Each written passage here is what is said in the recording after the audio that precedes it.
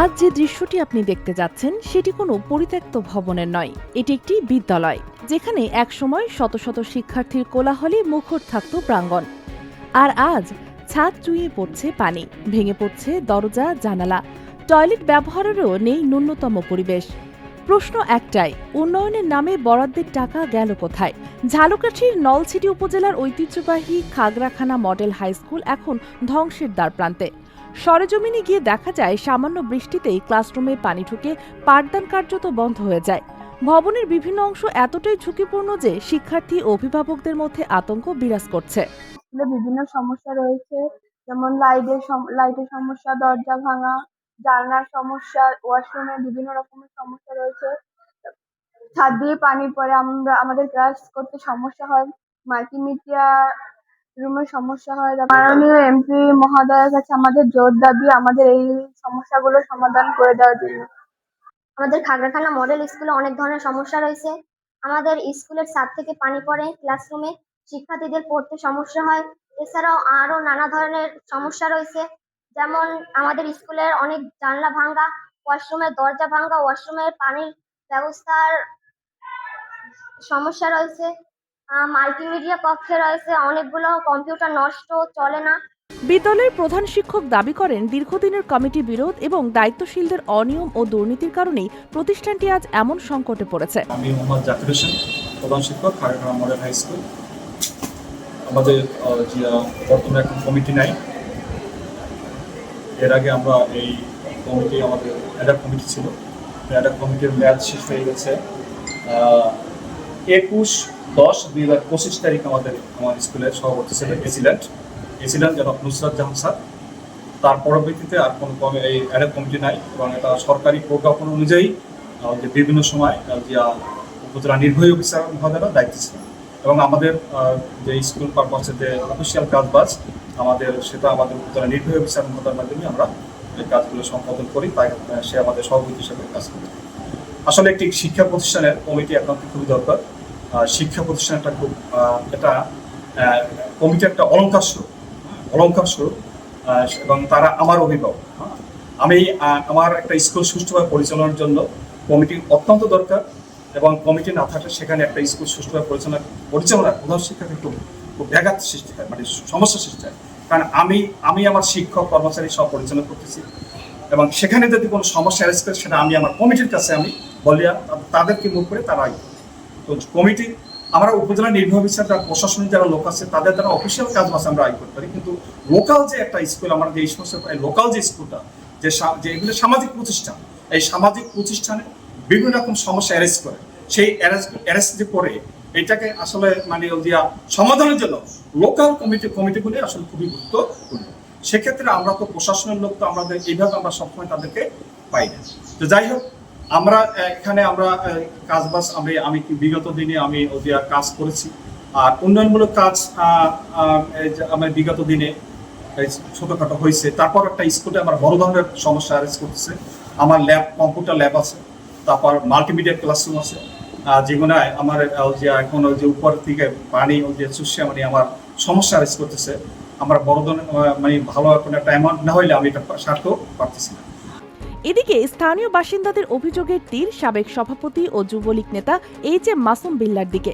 তাদের দাবি রাজনৈতিক প্রভাব খাটিয়ে তিনি বিদ্যালয়ের প্রতিষ্ঠাতা ও জমিদাতা আজিজ খলিফাকে কমিটি থেকে সরিয়ে সভাপতির দায়িত্ব দেন। এরপর উন্নয়নের নামে সরকারি বরাদ্দ এলেও কাজ না করে করেছেন আত্মসাৎ।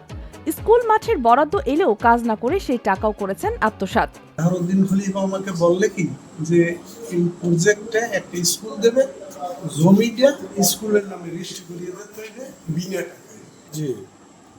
আর দীর্ঘদিনে তারা স্কুলে অনেক অনিয়ম করছে বিভিন্ন, যেমন তার সভাপতির আমলে তার আপন বাইশ ছেলে বড় বাইশ ছেলে এখানে চাকরি দিচ্ছে এবং বিভিন্ন যে চাকরি পেতে দিচ্ছে তাদেরই আত্মীয়দের মধ্যে দিচ্ছে।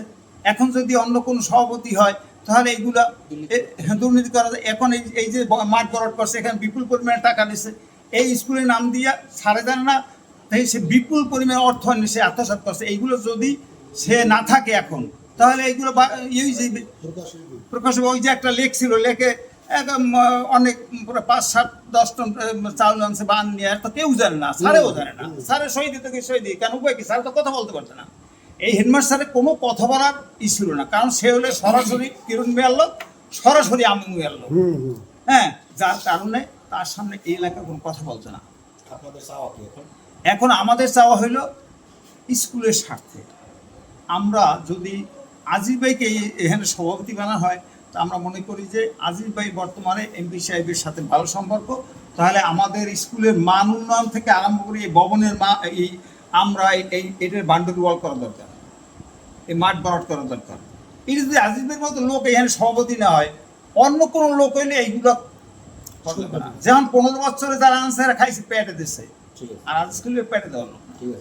অন্যদিকে এলাকাবাসীর ভাষ্য, প্রতিষ্ঠাতা জমিদাতা আজিজ খলিফা সবসময় বিদ্যালয়ের উন্নয়নে কাজ করতে চাইলেও রাজনৈতিক প্রভাবের কারণে তাকে দূরে রাখা হয়েছিল। এখন স্থানীয় অভিভাবক, সচেতন নাগরিক ও এলাকাবাসীর একটাই দাবি, অভিযোগের নিরপেক্ষ তদন্ত হোক। যদি কোনো অনিয়ম বা দুর্নীতির প্রমাণ পাওয়া যায়, তাহলে জড়িতদের বিরুদ্ধে কঠোর আইনগত ব্যবস্থা নেওয়া হোক। একই সঙ্গে দ্রুত সংস্কার করে শিক্ষার্থীদের জন্য নিরাপদ শিক্ষার পরিবেশ নিশ্চিত করা হোক। তখন আমি স্কুলের জায়গা খুঁজতে লাগি, কারা দেবে, 1 একর 30% সম্পত্তি লাগবে স্কুলের নামে দিতে। তখন আজিজ ভাই আমার এই বললে কি যে এমনি তো জমি দেবে না, তা আমি জমির টাকা দিয়ে দেবো, প্রত্যেকের বাজার মূল্যে আমি টাকা দেবো, জমিটা স্কুলের নামে রেজিস্ট্রি করে দিতে হইবে, আমার নামে এফআই নামে স্কুলের নামে দিতে হইবে।